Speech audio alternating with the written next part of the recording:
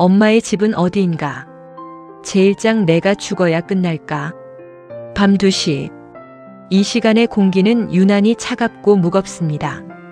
세상 모두가 잠든 시간, 경기도 안산의 한 낡은 아파트 거실에는 불이 켜져 있네요.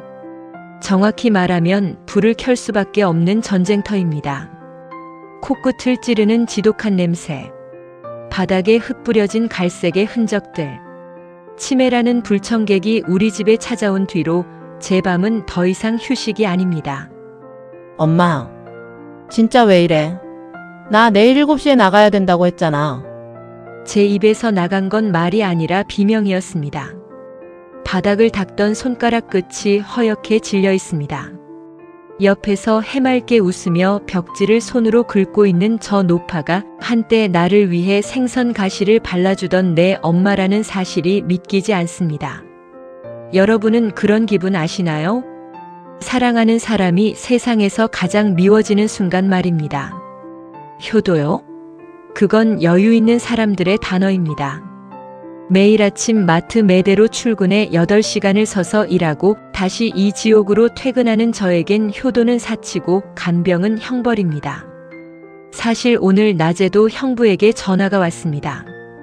지수야, 네가 고생이 많다. 그래도 자식이 모셔야지. 남의 손에 맡기면 되겠니? 그 말을 듣는데 심장이 타들어가는 것 같더군요. 돈 한 푼 보태지 않으면서 자식의 도리를 운운하는 그 목소리가 거실의 이 오물보다 더 역겹게 느껴졌습니다. 지수 바닥에 주저앉아 걸레를 내던지며 엄마, 차라리 그냥 죽어. 나 좀 살게. 제발 좀 가라고. 순간 정적이 흐릅니다. 내가 뱉은 말의 무게에 질식할 것 같습니다. 엄마는 놀란 토끼 눈을 하고 저를 쳐다봅니다. 그 눈망울에 비친 제 모습은 딸이 아니라 괴물이었습니다. 방금 저는 엄마의 가슴에 칼을 꽂았고 그 칼은 다시 제 심장으로 돌아왔습니다. 미안해 엄마. 그런데 나 정말 죽을 것 같아. 우리가 어디서부터 잘못된 걸까? 내 인생은 언제부터 이 좁은 거실에 갇혀버린 걸까? 대한민국에서 부모를 모시는 4060 세대 여러분. 혹시 여러분도 오늘 밤 저처럼 거실 바닥에 주저앉아 울고 계신가요? 내가 죽어야 끝날까 아니면 엄마가 죽어야 끝날까라는 그 무서운 생각을 하며 스스로를 죄인이라 자책하고 계시나요? 지옥 같은 밤이 가고 다시 아침이 옵니다. 하지만 저는 압니다. 오늘 밤에도 내일 밤에도 이 전쟁은 끝나지 않을 거라는 걸요. 아니, 어쩌면 더 큰 폭풍이 기다리고 있을지도 모릅니다. 그때는 몰랐습니다. 이 끔찍한 밤이 제가 엄마를 보낼 수 있는 마지막 기회였다는 것을요. 다음 날 오후 마트에서 걸려온 한 통의 전화가 제 삶을 송두리째 바꿔놓기 전까지는 말입니다. 지수씨, 큰일 났어. 어머니가 집 앞에 불을 내셨대. 엄마의 기억이 완전히 꺼져버린 그날. 저는 비로소 선택해야만 했습니다. 엄마를 지킬 것인가, 나를 지킬 것인가. 그리고 그 선택의 끝에 저는 한 여자를 만나게 됩니다. 보호자님, 집은 더 이상 엄마에게 안전한 곳이 아닙니다. 과연 저는 엄마를 버리는 걸까요? 아니면 살리는 걸까요? 지독한 불효자가 될 준비를 하는 한 여자의 이야기. 이제 시작합니다. 제2장 지워지는 기억, 무너지는 생계. 네, 고객님. 이 제품은 행사가 종료되어서요. 죄송합니다. 억지 미소를 지으며 연신 고개를 숙입니다. 마트 파트장으로 산다는 건 내 감정을 매대 뒤로 숨기는 일이죠. 하지만 오늘따라 등 뒤가 서늘합니다. 자꾸만 휴대폰 진동이 울리는 것 같아 주머니를 만지작거립니다. 불길한 예감은 왜 틀린 적이 없을까요? 화면에 뜬 안산 파출소. 그 세 글자를 보는 순간 심장이 바닥으로 툭 떨어집니다. 지수씨, 왜 이제 와요? 어머니가 가스레인지 위에 냄비를 올려두고 그냥 나가셨대요. 이웃집 여자의 날카로운 목소리가 귀를 찌릅니다. 연기에 그을린 우리 집 현관문. 그 앞에 멍하니 앉아있는 엄마의 뒷모습을 보는데 화가 나기보다 숨이 턱 막혔습니다. 다행히 큰 불로 번지지는 않았지만 사람들의 시선은 이미 불보다 뜨겁게 저를 태우고 있더군요. 아유, 치매 노인을 혼자 두면 어떡해. 큰일 날 뻔했네. 딸이 하나라며? 일하느라 바쁜가 보지 뭐. 그 시선들을 견디며 엄마를 집 안으로 밀어 넣었습니다. 집안은 엉망입니다. 엄마는 자기가 무슨 일을 저질렀는지도 모른 채 그저 제가 사온 검은 비닐봉지를 뒤적이며 묻습니다. 지수야, 고등어 사왔니? 우리 딸 좋아하는 고등어 구워줘야 하는데. 엄마, 제발. 고등어고 뭐고 그냥 가만히 좀 있어. 나 진짜 회사 잘리면 우리 길바닥 나앉아. 막막했습니다. 간병인을 쓰자니 한 달 월급이 고스란히 나갈 판이고 일을 그만두자니 당장 관리비 낼 돈도 없습니다. 이게 대한민국 50대 가장들이 마주한 외통수죠. 부모를 모시려면 생계가 무너지고 생계를 지키려면 부모가 방치되는 현실. 밤이 깊어지자 오빠와 언니에게 전화를 돌렸습니다. 기대도 안 했지만 돌아오는 대답은 역시나 날카로운 송곳 같습니다. 오빠야, 지수야. 나도 지금 애들 대학 등록금 때문에 허리가 휘어. 네가 근처에 사니까 좀 더 봐주면 안 되냐? 정 힘들면 요양원 알아봐야지 뭐. 정 힘들면 알아보라고요? 자기는 한 번도 기저귀를 갈아본 적도 없으면서 요양원이라는 단어를 마치 폐기물 처리장 이야기하듯 가볍게 뱉습니다. 그 말 뒤에 숨겨진 나는 책임지기 싫다는 비겁함이 훤히 보여서 전화를 끊어버렸습니다. 혼자 남겨진 거실. 방 안에서 들려오는 엄마의 거친 숨소리. 저는 노트북을 켜고 검색창에 조심스레 타이핑을 합니다. 시설 좋은 요양병원 치매 간병비. 마치 죄를 짓는 기분입니다. 검색 기록을 누가 볼까봐 가슴이 두근거립니다. 그때 한 커뮤니티 글이 눈에 들어오더군요. 효도의 끝은 간병이 아니라 안전한 이별이다. 가슴 한구석이 찌릿했습니다. 정말 그럴까요? 엄마를 낯선 곳에 등 떠미는 게 정말 사랑일 수 있을까요? 다음 날 아침 저는 평소보다 일찍 일어났습니다. 그리고 엄마의 낡은 옷가지들을 하나씩 개어 가방에 넣기 시작했습니다. 엄마는 소풍이라도 가는 줄 아시는지 평생 아끼던 꽃무늬 손수건을 챙기며 아이처럼 웃으십니다. 지수야, 우리 어디 좋은 데 가니? 응, 엄마. 엄마 이제 고생 안 해도 되는 집으로 가. 나랑 약속한 거다. 차 안은 유난히 조용했습니다. 내비게이션은 인천 근교의 한 요양병원을 가리키고 있었죠. 핸들을 잡은 제 손이 사시나무 떨듯 떨립니다. 지금 이 차가 향하는 곳이 엄마의 안식처일지 아니면 영원한 작별의 장소일지 저는 아직 알지 못했습니다. 병원 입구에 도착했을 때 입구에 서 있던 한 여자가 제 차 앞을 가로막았습니다. 푸른색 가운을 입은 냉정한 눈빛의 여자. 그가 제 가방 속 엄마의 짐을 보더니 짧게 한마디를 던집니다. 보호자님, 이 짐 다시 가져가세요. 여기는 짐을 맡기는 곳이 아닙니다. 그의 말 한마디에 제 심장이 덜컥 내려앉았습니다. 그는 누구일까요? 그리고 왜 제 엄마의 짐을 거부하는 걸까요? 제3장 고려장이라는 낙인, 딸의 심장에 박히는 못. 병원 입구에 차를 세운 순간 온몸에 피가 역류하는 기분이었습니다. 건물 꼭대기에 붙은 요양병원이라는 네 글자가 왜 그리도 무겁던지요. 마치 거대한 단두대 앞에 선 죄수가 된 기분이었습니다. 보호자님, 이 짐 다시 가져가세요. 여기는 짐을 맡기는 곳이 아닙니다. 제 앞을 막아선 여자의 목소리는 차가웠습니다. 푸른 가운을 입은 그 여자의 명찰엔 간호가장 박민경라고 적혀 있었죠. 짐을 맡기는 곳이 아니라니.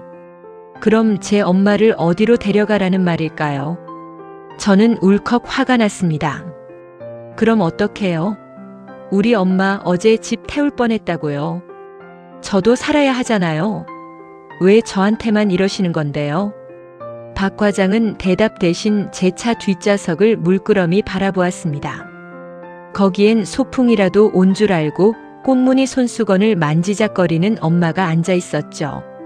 그는 한참 동안 엄마의 눈을 응시하더니 제게 서류 한 뭉치를 건넸습니다. 이건 버리는 게 아닙니다. 보호자님. 하지만 정말 준비가 되셨는지 묻고 싶네요. 로비는 묘한 냄새로 가득했습니다.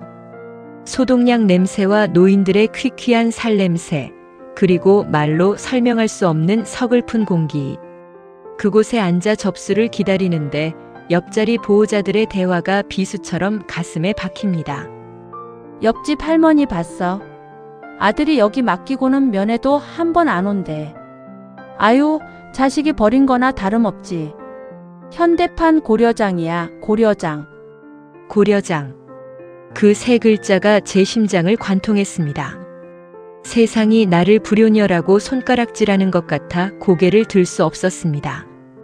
엄마의 손을 잡고 있는 제 손바닥에 땀이 흥건해집니다. 지수야, 여기 나 두고 너만 갈 거니? 나 집에 갈래. 우리 집 가자. 갑자기 엄마가 제 옷소매를 붙잡고 늘어집니다. 어린아이처럼 칭얼대는 엄마의 목소리에 주변의 시선이 일제히 저에게 꽂힙니다. 그 눈빛들, 너도 결국 버리는구나라고 말하는 듯한 그 잔인한 시선들.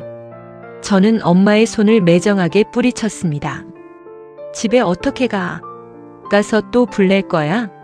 나 회사도 못 가게 하고 잠도 못 자게 하고. 엄마가 나한테 해준 게 뭔데? 말해놓고 깨달았습니다.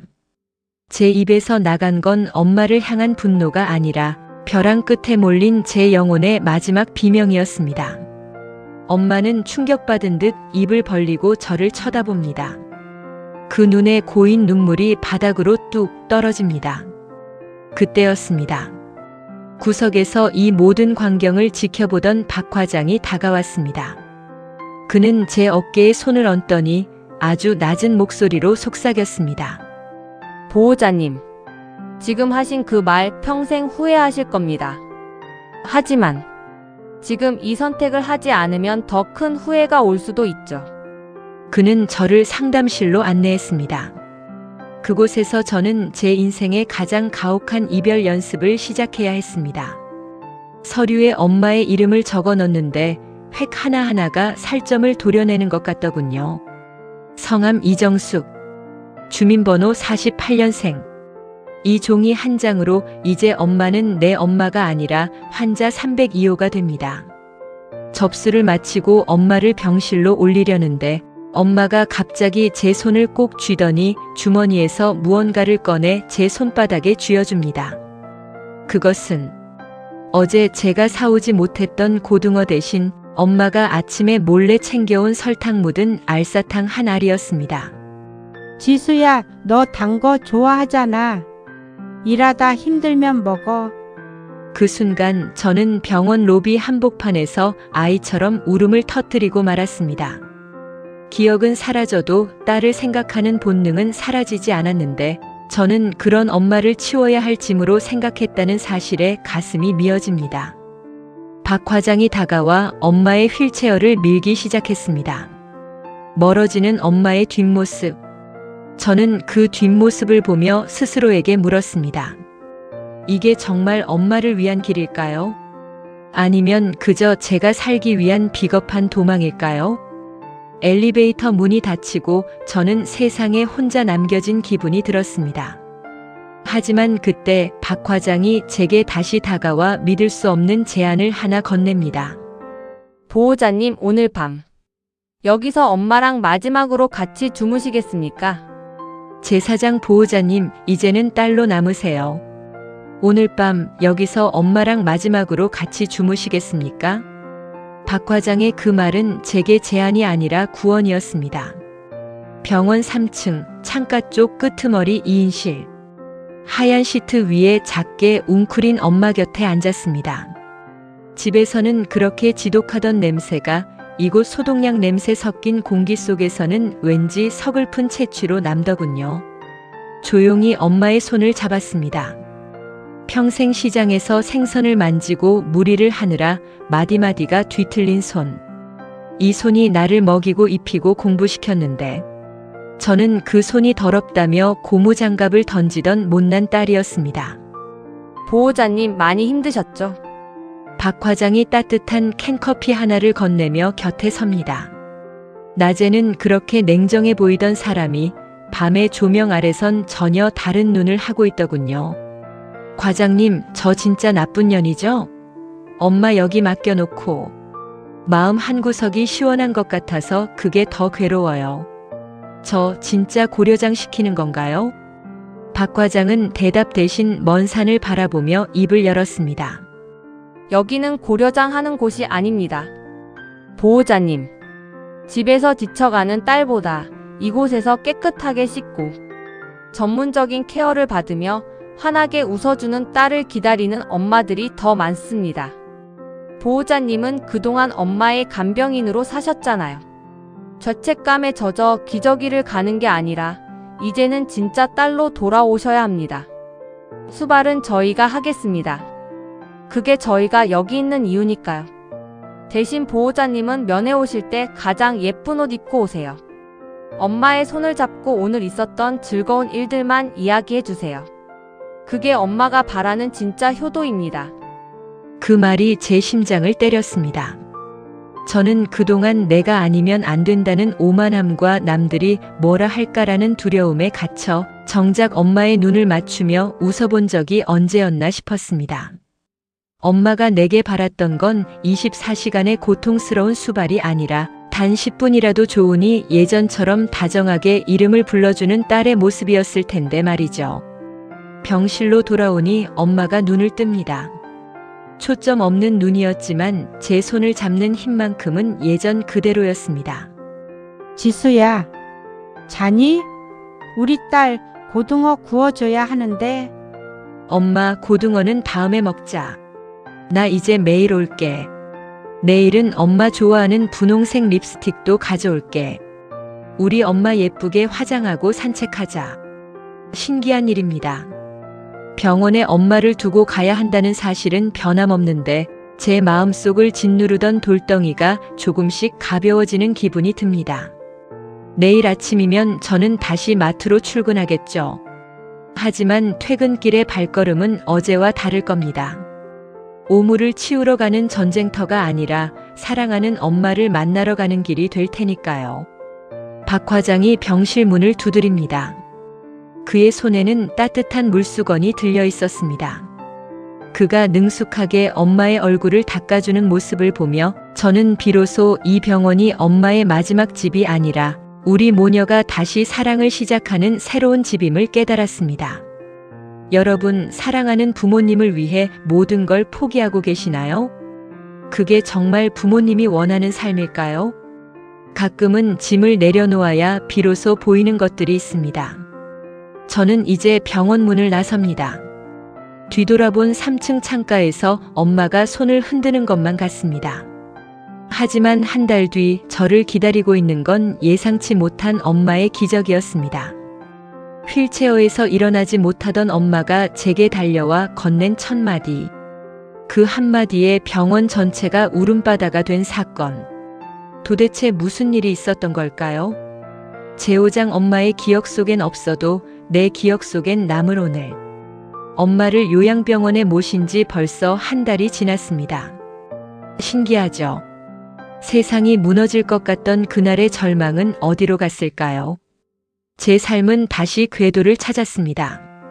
출근길은 가벼워졌고 퇴근 후에는 수발자가 아닌 딸의 마음으로 병원 문을 두드립니다. 오늘도 마트에서 산 제철 딸기를 들고 병실로 향합니다. 복도 끝에서 박 과장님이 저를 보며 말없이 고개를 끄덕이네요. 그의 눈빛은 말하고 있었습니다. 보호자님 잘하고 계십니다. 라고요. 어머, 지수 왔니? 휴게실 창가에 앉아있던 엄마가 저를 보며 환하게 웃습니다. 집에 있을 땐 늘 헝클어진 머리에 초점 없는 눈이었는데 지금 엄마의 얼굴은 마치 수십 년 전 시장에서 장사를 마치고 돌아온 그 활기찬 모습 같습니다. 전문적인 케어와 규칙적인 식사, 그리고 무엇보다 딸의 웃음이 엄마를 다시 꽃피우게 한 걸까요? 함께 정원을 산책했습니다. 휠체어를 밀며 엄마와 두런두런 이야기를 나눕니다. 엄마는 여전히 제가 누군지, 여기가 어디인지 정확히는 모릅니다. 저를 가끔 이모라고 부르기도 하고 돌아가신 아버지를 찾기도 하죠. 하지만 상관없습니다. 엄마가 지금 이 순간 통증 없이 평온하게 웃고 있다는 것. 그거 하나면 충분하니까요. 산책로 끝 벤치에 앉았을 때였습니다. 엄마가 갑자기 제 손등을 가만히 쓰다듬더니 제 얼굴을 빤히 쳐다보시더군요. 그리고 아주 낮은 목소리로 마치 안개 속에서 길을 찾은 사람처럼 속삭였습니다. 지수야, 우리 딸 오늘 참 예쁘다. 고생 많았지? 미안해, 엄마가. 그 찰나의 순간, 치매라는 안개가 걷히고 엄마의 영혼이 잠시 돌아온 것 같았습니다. 심장이 멎는 것 같았습니다. 어떤 말도 나오지 않아 그저 엄마의 어깨에 머리를 기댔습니다.